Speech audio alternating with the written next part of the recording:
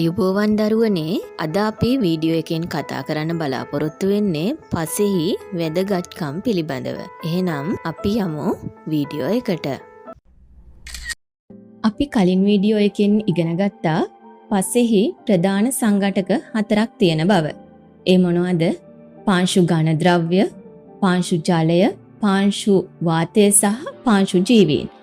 හරි. ඒ ආශ්‍රයෙන් අපි බලමු දැන් පස නිර්වචනය කරන්න.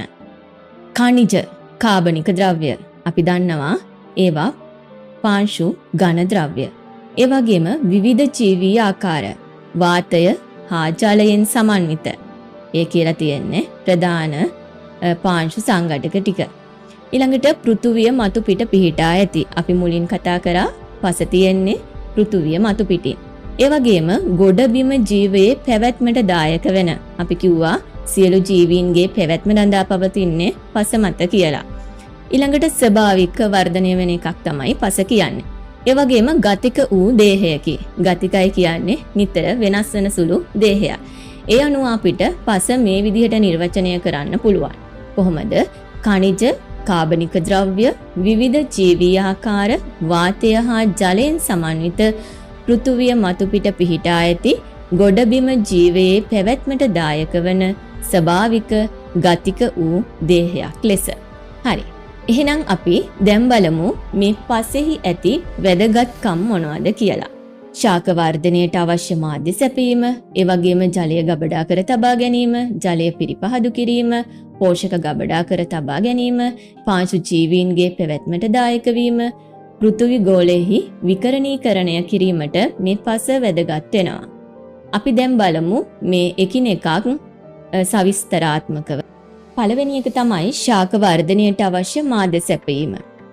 එතකොට ශාක වර්ධනය වෙන්නේ පස මාධ්‍ය කරගෙන. එතකොට පසෙන් ශාකවලට අවශ්‍ය පෝෂක khනිජ ලවණ ජලය අවශෝෂණය කරන්න අවශ්‍ය මූල පද්ධතිය සකස් වෙලා තියෙන. නැත්නම් මූල පද්ධතිය වැඩෙන්නේ පස මූලික කරගෙන. ඒක නිසා ශාක වර්ධනයට අවශ්‍ය මාධ්‍යයක් විදියට පස ක්‍රියා කරනවා.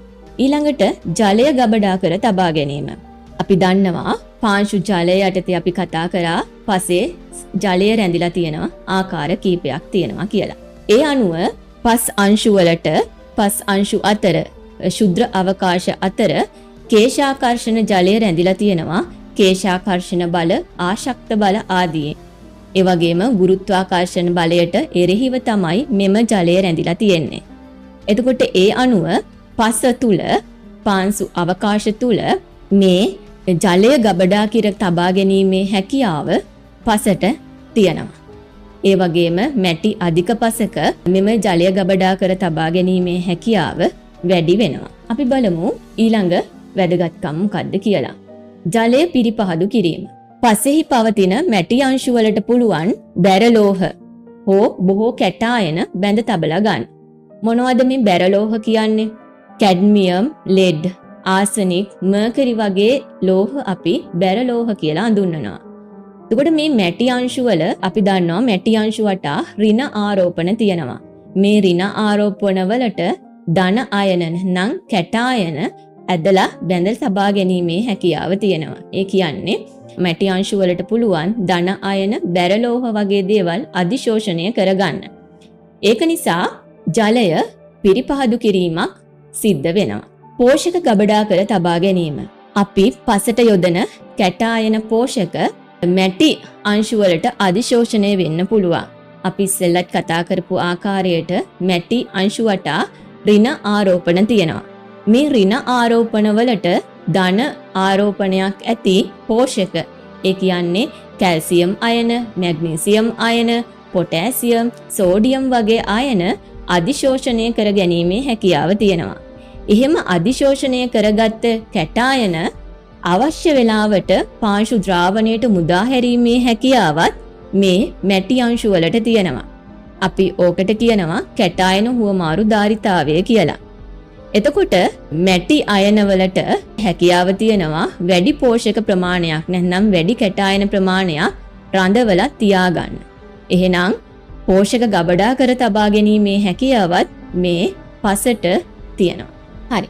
ඊළඟ වැදගත්කම විදිහට අපිට පාංශු ජීවීන්ගේ පැවැත්මට දායක වීම ගන්න පුළුවන්.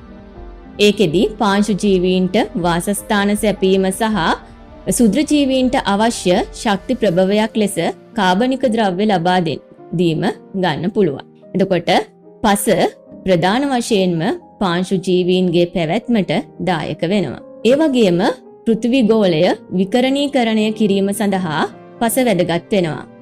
එහිදී විවිධ ස්වභාවික චක්‍ර උදාහරණ විදිහට කාබන් චක්‍රය, නයිට්‍රජන් චක්‍රය ඒවායේ පැවැත්ම උදෙසා සුද්‍ර ජීවීන්ට උපස්තරයක් විදිහට මෙම පස ක්‍රියා කරනවා. උදාහරණ විදිහට පසෙහි ඇති කාබනික ද්‍රව්‍ය මත සුද්‍ර ජීවීන් ක්‍රියා කරලා කාබනික ද්‍රව්‍ය වියෝජනය කරනවා. ඒ හරහා කාබන් චක්‍රය සක්‍රිය වෙන දායක වෙනවා. ඒ වගේම නයිට්‍රජන් චක්‍රයේ නයිට්‍රීකරණ බැක්ටීරියා, නයිට්‍රොසොමොනාස්, නයිට්‍රොබැක්ටර් වගේ බැක්ටීරියා, නයිට්‍රිහරණ බැක්ටීරියා, සෙව්ඩොමොනාස්, තියෝබැසිලස් වගේ බැක්ටීරියාවන්, ඇමෝනීකරණය, නයිට්‍රීකරණය, නයිට්‍රිහරණය වගේ ක්‍රියාවලින් සඳහා දායක වෙනවා. ඒ නිසා නයිට්‍රජන් චක්‍රය පවත්වා ගැනීමට මෙම සුද්‍ර ජීවීන් වැදගත් වෙනවා. ඒක නිසා පස විකරණීකරණයට ලක් වෙනවා. හරි. එහෙමනම් දරුවනේ ඔබට මේ කොටස ආවරණය කිරීමෙන් පස නිර්වචනය කිරීමට හැකියාව ලැබෙන්න ඇති. ඒ වගේම පසෙහි ප්‍රධාන වැදගත්කම් හඳුනා ගැනීමට හැකියාව ලැබෙන්න ඇති. මීළඟ වීඩියෝ එකෙන් අපි ගේන්න බලාපොරොත්තු වෙන්නේ පසෙහි භෞතික ලක්ෂණ පිළිබඳවයි. එහෙනම් අපිත් එක්ක දිගටම රැඳිලා එන්න. අපේ YouTube channel එක subscribe කරලා bell icon එකත් click කරලා තියාගන්න.